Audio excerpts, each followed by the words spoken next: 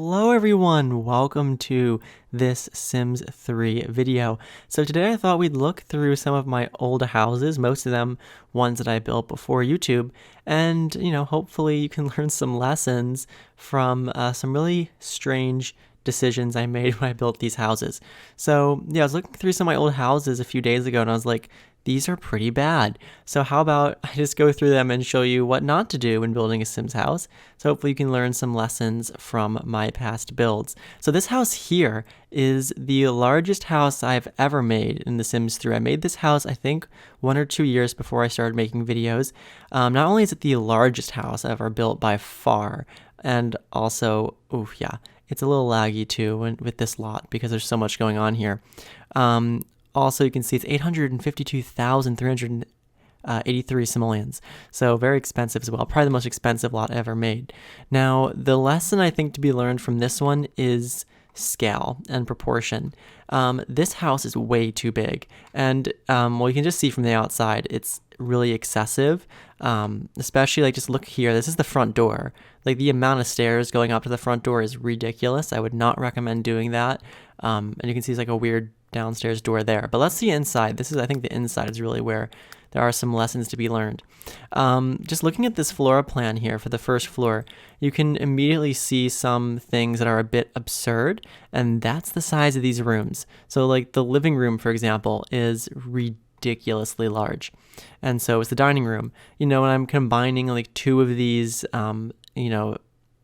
large tables, so we have what is this? 6, 12, 13, 14 seats at a table. It's a little ridiculous. I guess I could see this being somewhat okay if it's like a really large, mansion, which I guess this is. But then when you come to the kitchen, this is where you can see it's a little out of hand here. Just like the fact that here, if I turn on the grid, the fact that there's 4 tiles of space here between the island and the end here, and then even more on this side. It looks like honestly, wow, look at how much that lags too, just because of this lot. I'm gonna let go of that counter. Honestly, the kitchen probably should be half this size. It should probably have ended here. The whole house, honestly, probably should have ended even just this part here would have probably been enough of a house. But right here, I probably would have sliced it off, and you have a big kitchen, even if it was that amount of space, and it would just look a lot more real. Because of course there's huge houses out there with huge rooms, but nothing like this. This is really over the top. That's the whole second dining room. The second dining room is this whole space. You can see this is incredibly large. This is bigger. This is the size probably the main dining room should be. And of course the main dining room is even larger than this, because this has a full-size table in it as the breakfast nook. And even things like this pantry, it's all of it is really absurd. There's 2 living rooms here, 2 studies. The bedrooms, which you'll see in a second when I go upstairs and everything kind of pops in here, every single bedroom is really oversized. So you can see this bedroom here. And you might notice when I build houses now, I a lot of times will place just some furniture in, some beds and stuff into rooms, just to get an idea of the scale of the room, if it's too big or too small, because sometimes without any reference it's harder to tell. So this, you can see, is way too big. The size of the room, it just feels like all the furniture feels really lost in it. Same with this bathroom, where the majority of the bathroom is just empty space. It makes all of these rooms, like this one here, I guess it feels relatively full because of the rugs, which are a good way of making a room feel more full. But it's just so oversized. This room, I probably would have, again, half the size probably would have been appropriate. See, this bedroom is a good example of a better sized bedroom. This is probably the biggest the bedroom should get, the biggest the guest rooms should get, perhaps. This is twice the size. It's quite ridiculous. Over here, again, very large.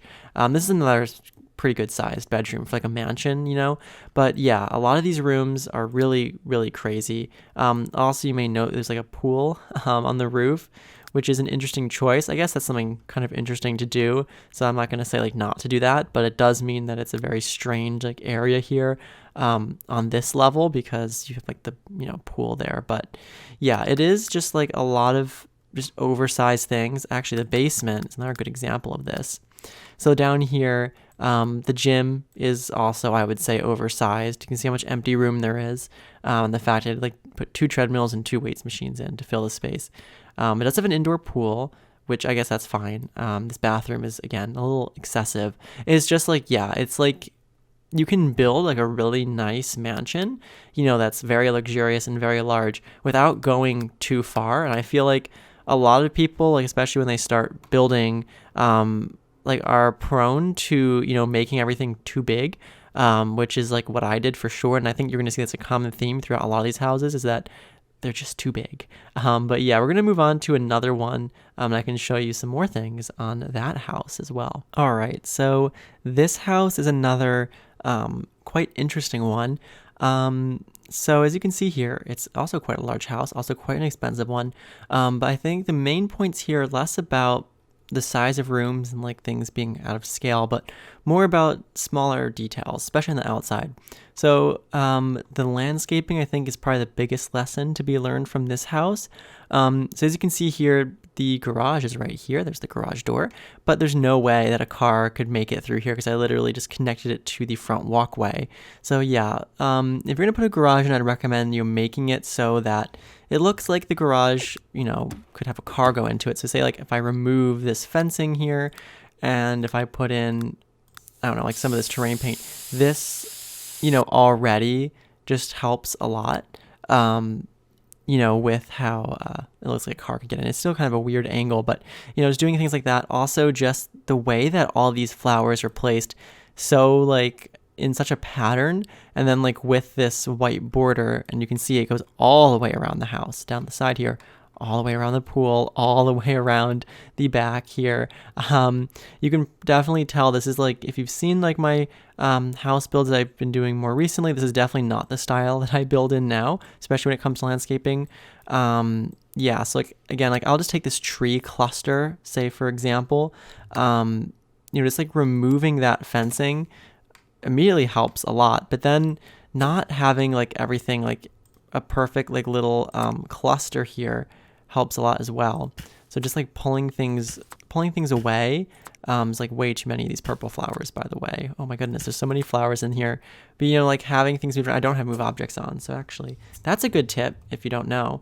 The cheap move objects on is great for landscaping. But yeah, like and again, I don't really use this many flowers now. I use more bushes and stuff, but like getting rid of some of these insane amount of flowers. Oops, well, actually I was going to keep that one. Okay, all of these purple flowers, like removing some of those and instead having like something that just looks a little bit less, that's kind of, so like methodical. It's just, I don't know. It just looks really unrealistic in my opinion. And then also, again, adding terrain paint like here, just like the smallest amount of dirt terrain paint really helps, which is something I never used to do. But yeah, just like having that's too much, but you get the idea. Even like that amount right there, and running that down along the house, you don't have to have plants like everywhere. But like I would recommend not having like 0. I would probably I like to use these ferns and stuff. Just having like, oh, there's one there. Let's see, like this bush here I like as well. So like just having some bushes just in some places, especially on corners, and then just doing some terrain paint around there can really help make it look like less like the house is just like plopped down in a field. It helps make it look a little more grounded. Now that's for the outside. Now for the inside, there is one big part of this house that's kind of unusual. So you can see here, if we look at this floor plan, the entrance is right here, and we have like the living room over here. So like, why is this not the living room? I don't know. I didn't make this the living room. Instead, I made this enormous room, the largest room in the house, have this fountain in the middle, and then this bridge that goes across from the 2 stairs, which I still think it's cool. But what would have been nicer is if this room was a living room, and with the 2-story ceiling and everything, that would have been a better use of the space. And then also not doing this with fireplaces. So you can see I have a fireplace with no chimney. And it's the same with both fireplaces. And also, well, I guess I should say, while we're on the subject of fireplaces, probably don't put 2 right across from each other in one room. It's very weird. But yeah, you should have chimneys. Like adding in the chimney just makes the house look more real, because you can't have a fireplace in real life without chimney unless it's like a fake fireplace. So, having these chimneys I don't think takes away from the look of a house. And you can see actually there's a chimney over here, and over here, it's, it's fine to have chimneys. I think it helps a house look a lot better.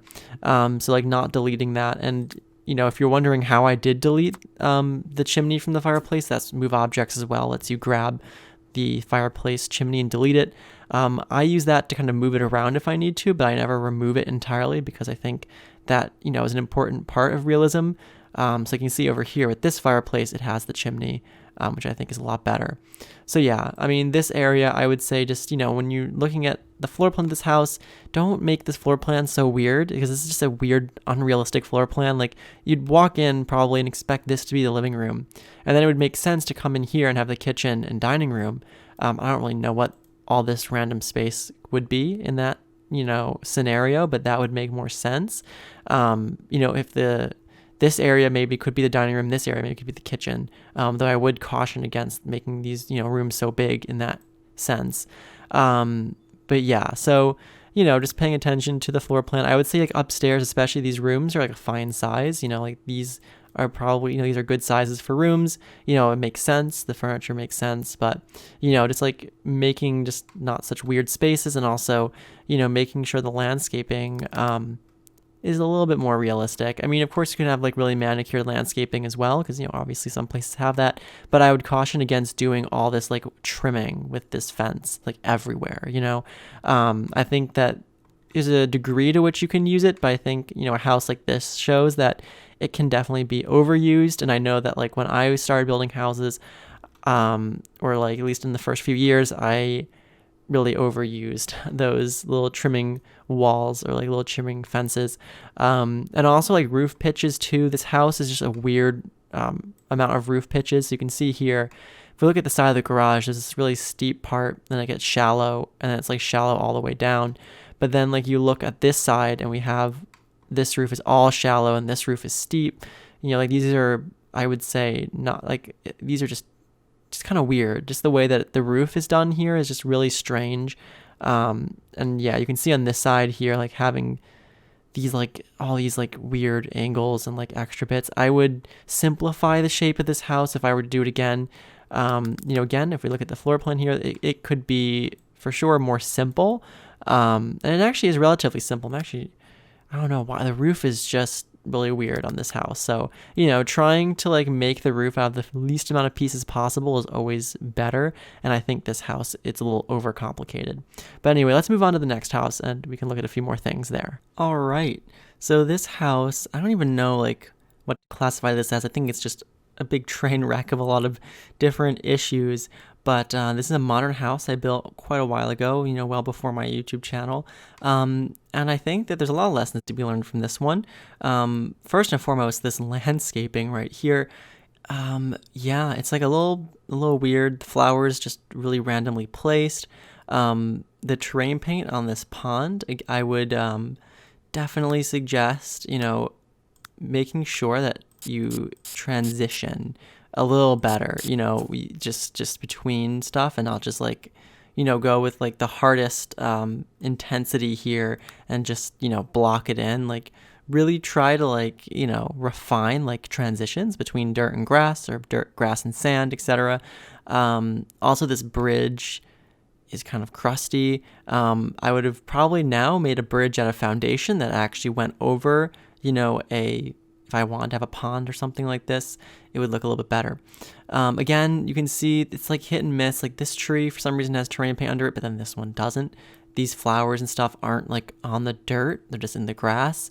There's like a lot of like missing things with this around the back.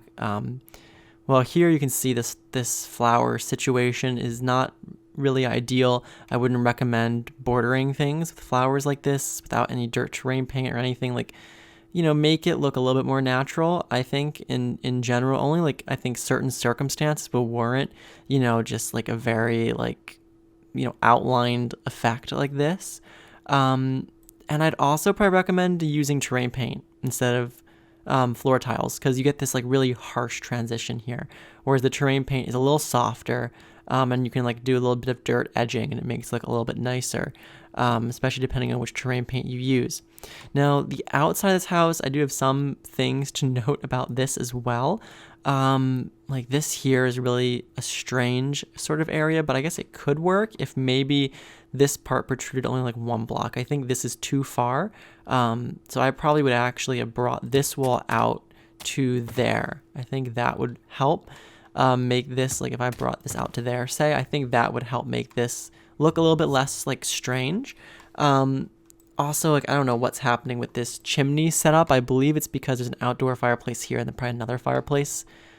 I don't even know. Somewhere. Let's see. Oh no, it's just that way just for the sake of it. Yeah, don't do weird things like that. I mean, I don't know. It's just weird. And then another thing is, well, the roof is a little just flat. I think the roof's probably too low. For a house like this, probably would go more like that. And using just one material on the outside, I wouldn't recommend doing that either because it just looks very monotonous and you're not like getting any contrast or like making any areas of the house pop out. But the biggest issue actually I have with this house is this, like, when you look at the front here, like why is the front door so far back? Yeah, I would, if I was doing this house now, put the door right there. Like that's where the front door would go if I was building this house now. You just like, it's just weird to have the front door, and you can see this one's in the old location just pushed back so far. It really just doesn't make sense for the layout and for just the way the house looks. And again, this house is another good lesson on proportions on rooms. So the kitchen, it's too small. It's like this weird like little galley kitchen in this house, and then right off the kitchen is this oversized living room where we have, I don't even know how many coffee tables this is. 1, 2, 3, 5 coffee tables. 5 coffee tables put together, and it's not even centered with the TV. So yeah, and then this enormous couch, and then there's so much empty room still. It just feels like a huge empty space. It doesn't really feel like the appropriate size of a room. And this house has the same issue upstairs, like say with this bedroom here. It's way too large. I do like the angled fireplace. I think that's nice, but like you could probably have fit 2 bedrooms on this side of the house, or the bedroom and bathroom should have been here and not like spilling over. And like even these other bedrooms, like this is only a 3-bedroom house, but there's like space probably for 4 or 5 bedrooms. And especially if you moved this door up, like if you just moving the door to there, like, and like moving this wall, I don't know, I can't move it because of the door. But like putting the wall here, for example, and then instantly, you can even perhaps, my goodness, there's so much stuff here, but you could even perhaps, have like the wall like this, and then you get like two bedrooms out of this space. Where before there was only room for one. And then also making this bedroom, a little bit smaller. That all helps a lot with like making these houses, not kind of, with comical sized rooms.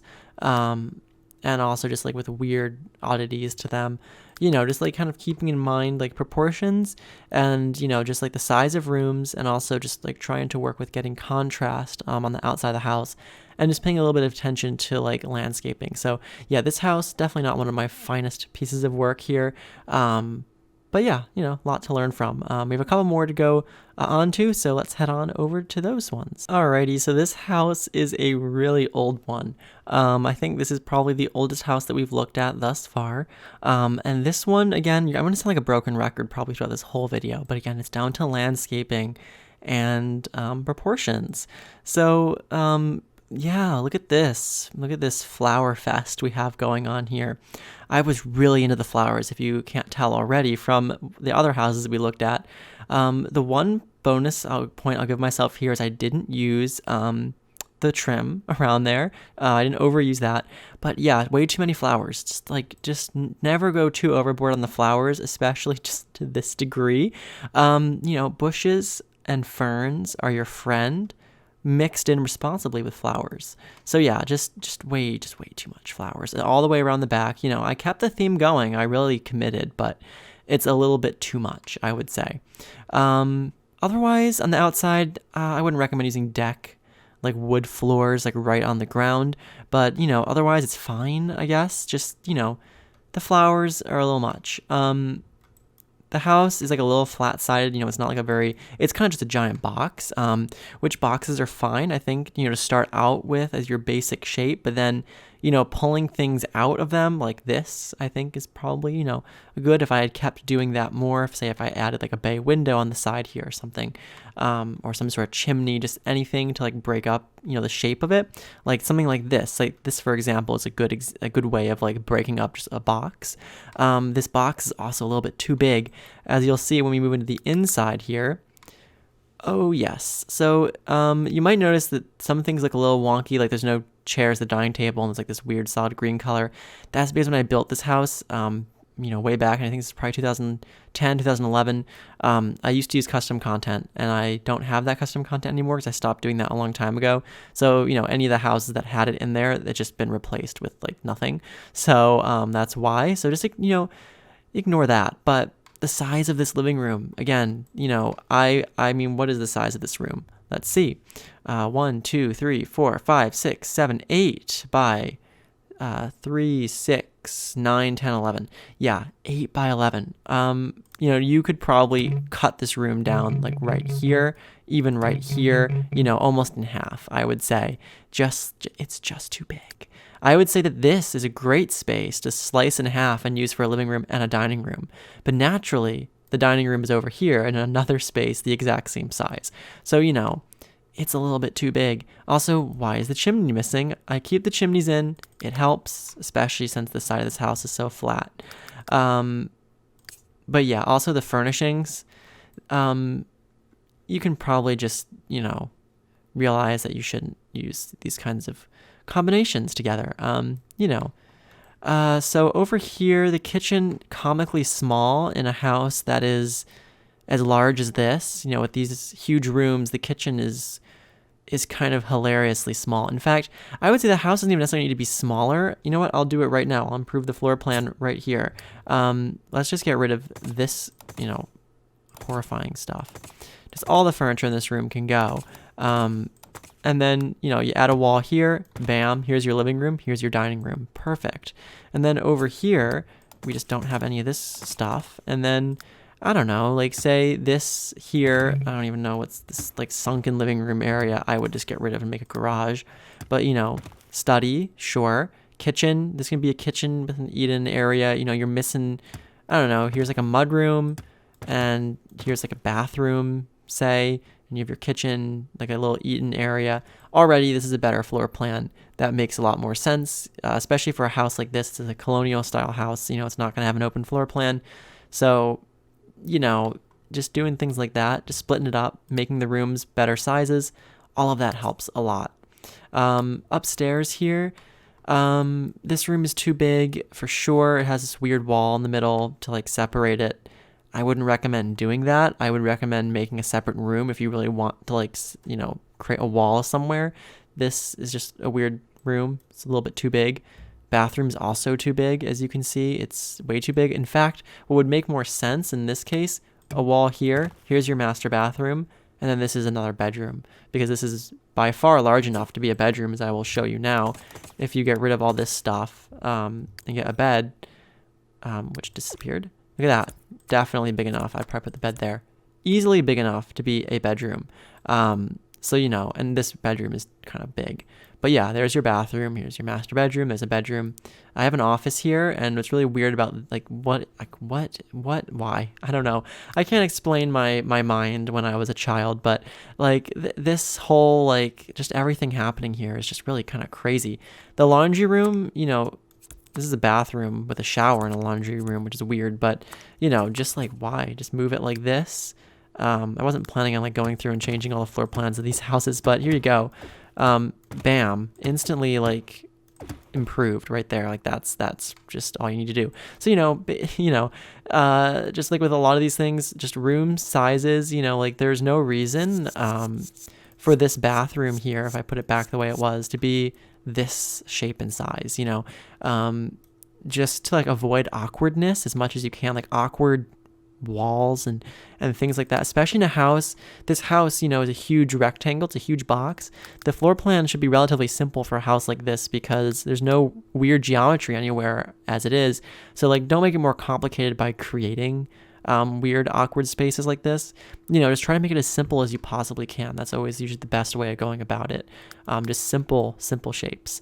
But yeah, so hopefully this house was helpful to show you a few things not to do. And we're going to move on to one more house to show you some things with that one. So here we are with the last house. And this one, if you've been subscribed to my channel for a very long time, you may recognize this because this is the most recent house I'm going to discuss today. And I made a speed build video of this on my channel back in 2013.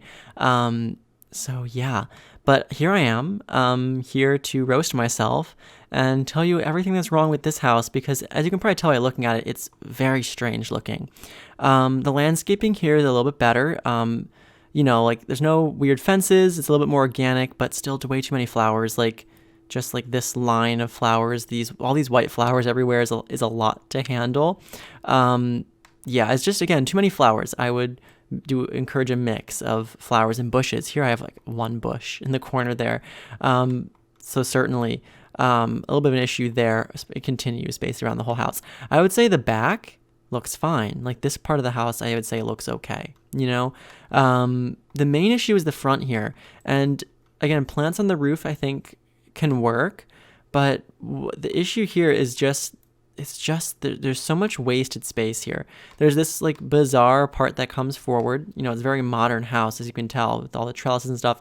But then I have these windows here that are just the opposite of modern. These columns and these like arched windows with lattice and not lattice, but mullions and everything. It doesn't really make sense. And then you have this area in here that's like has dirt and plants, but yet it's a completely enclosed room except an archway and like the front door. And this is like, as I was talking about that other modern house, not the previous one, but the one before, with like the really far setback front door is just really strange. Like the front door should have been right here. This should have been where you entered the house, and this should have been the house. And then the fountain on the roof is just really strange. Like, just, I don't know. I feel like maybe there could be a circumstance where that works, but it definitely doesn't work in this house. It's just really, really strange. And then there's small things that I guess are, up to personal taste. I'm not a huge fan of this window combination here and how these windows aren't, straight across the top there. I think it looks a little weird. And then also the color, all the materials. I think, this is kind of the opposite of what I was talking about with the previous modern house we're talking about, where it was all one material and I said it was too monotonous. This house has too much going on. I think it's too far in the other direction. So you can see we have this stone here. We have this white stucco. We have this dark paneling. We have this lighter paneling. And then we have this brick. I would say there's no reason to have also this wall segment here. It's just there for no reason. It's not even a roof over it. I feel like that must have been a mistake. Because I feel like there should have been a trellis like this over it if it matched like the rest of the house, but whatever. There's just no reason to have both brick and stone like this on a house like this. It should be one or the other. And then no reason to have these two color paneling. It should be one or the other as well. I would recommend the darker one. The lighter one looks a little strange. So like I would say 3 materials is kind of the ideal. You have a stone, you have a siding, and you have a stucco. You have a main one. And then you have like, you have like the most dominant one. You have one that's kind of in the middle, and then one that's like a little accent. Having 5 is definitely too much, especially in a house that's this small. I definitely would not do that again. Another thing that's weird is like this, what looks like a balcony, but there's no doors or railings to it, just this random flat roof with bricks. And then I would say the floor plan in this house is something to look at as just very strange. The fact that you walk in and there's the dining room and then the laundry room is open to the dining room and living room right off the front door is just bizarre. The house, I would say in this case, is where it's too small. This is way too narrow. Having the front door only 5 blocks from the end, I would have brought the house out probably out to here, and make it like, or even further, not a flat wall like that though. But, I would have brought it out more. I think or push the front door, actually, better idea. Push the front door all the way to here. You have a little bit more breathing room. You could make, more of a living room in this front area, and it flows a little bit better. And, this could be something else, or this could be like a family room. You could have like a formal living room and a family room sort of thing. The kitchen's very strange with the stairs here with no railings and this like don't have like one block areas like this entrance into a room, especially from like a kitchen. The kitchen's like really cut off from the dining room in just like a strange way because of the way the stairs go. The stairs really should have gone the other direction in a house like this. And then upstairs, there's just a colossal waste of space right here. This is a 2-bedroom house. You can see it's 1 bedroom on the first floor, 1 bedroom on the second floor. I could have probably fit, at least 2 or 3 bedrooms on the second floor here if I had used this space better and didn't have this weird open area and this like walkway. These huge windows, this would be a great place. And also, I'm sure a good view from these windows. Yeah, look at that view. This would be a great place to take advantage of making a room there. So, just like try not to waste space on just superfluous hallways and things like that on your houses. And, I think that there's definitely some lessons to be learned from this one. So yeah. Anyway, I'm going to end it here. I think 5 houses is probably good. There's so many more houses that I could have discussed that have some really weird quirks and some things about them that are just, things I wouldn't advise doing.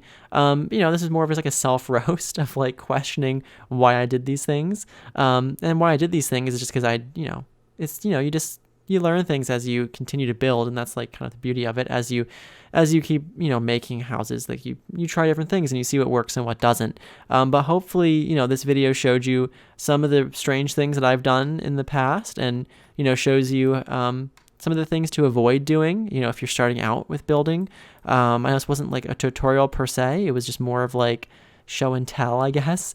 But hopefully you enjoyed this video. Hopefully it was helpful in some way.